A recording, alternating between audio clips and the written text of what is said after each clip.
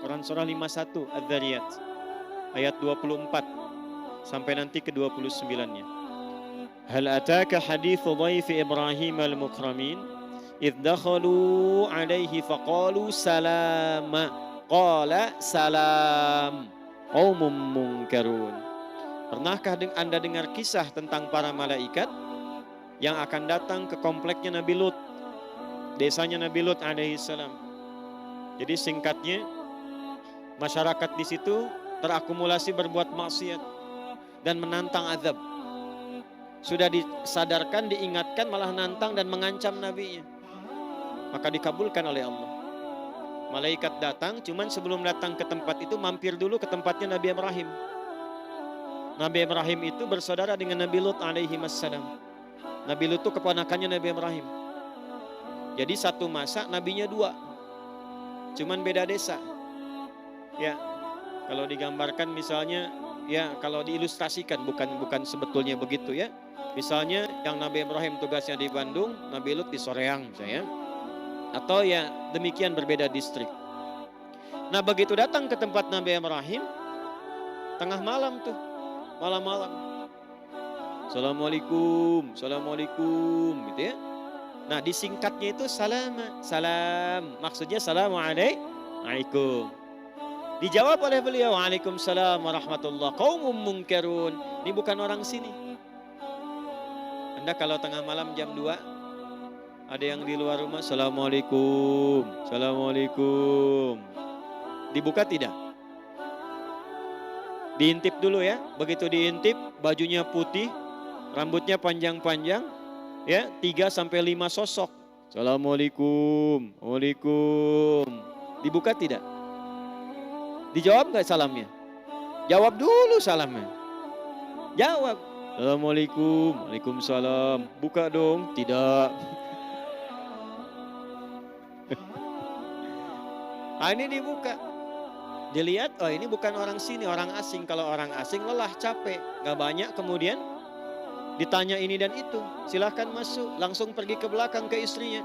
Mama, punya menu terbaik apa kita menjamu tamu kita? Kayaknya dari jauh lelah. Faragha ila ahlihi faja'a bi'ijlin samin. Maka pergi ke belakang ke keluarganya, masih sempat-sempatnya bikin gulai anak sapi itu. Sembelih lembu. Disembelih, dibikin gulai, dihidangkan. Cuman ya persoalan makin kompleks. Setelah dihidangkan, tamunya nggak nyentuh, gini aja tuh. Lihat ke bawah, kaki nggak napak. Waduh. Antum kedatangan tamu malam, jubah putih, rambut panjang, masuk, dihidangkan makanan, dan dihidangkan, dilihat. Terus ke bawah, dilihat kaki nggak napak. Kira-kira bagaimana tuh? Hah? Lari apa enggak? Udah nggak sempet. Udah di situ. Hah? Makanya bahasa Qur'annya apa? Fa'aujasa minhum khifah. Maka aujas terperangkap dalam ketakutan, cuman nggak bisa membebaskan diri. Qalu la takhaf. Maka mereka mengatakan, kamu jangan khawatir, jangan takut. Nah, orang-orang yang dekat dengan Allah, ini adabnya, ini hikmahnya. Orang-orang yang dekat dengan Allah, dalam kondisi darurat apapun, terancam bagaimanapun, sekalipun dia dalam kondisi yang sangat membahayakan, akan diberikan ketenangan oleh Allah dalam jiwanya. Sekalipun kegelisahan itu tiba. Bukan gak gelisah, gak tenang, ada kegelisahan, cuman gak akan lama. Balik lagi yakin, Allah pasti berikan solusi. Itulah manfaatnya mendekati Allah. Ya, wabasyaruhu bighulamin alim. Atas kebaikannya itu Allah perintahkan pada malaikat untuk mengabulkan doa yang sering dimohonkan, bahwa istrinya Sarah alaihissalam yang divonis oleh medis tidak akan punya keturunan, divonis medis secara klinis monopus dan mandul. Maka atas kebaikannya itu dikabulkan doanya, diberikan kabar gembira akan mengandung dan melahirkan.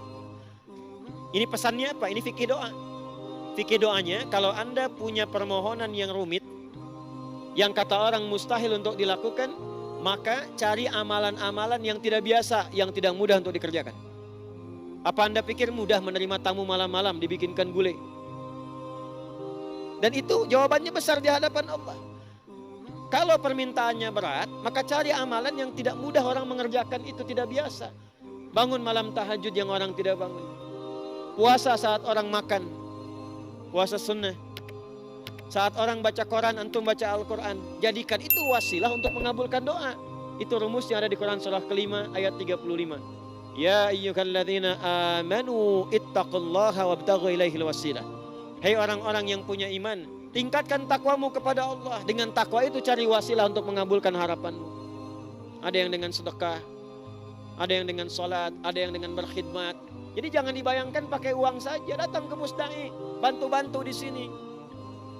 Bantu-bantu, coba apa yang bisa dikerjakan. Allah pasti berikan jalan. Niatkan wasilah mendapatkan kebaikan. Termasuk Anda yang bekerja mengabdi, niatkan dengan ikhlas. Itu bisa menghilangkan kesulitan. Nanti fikihnya ada di Al-Bukhari. Yang 3 orang sedang berjalan tiba-tiba kena hujan itu. Masuk mereka ke dalam gua, batunya menggelinding.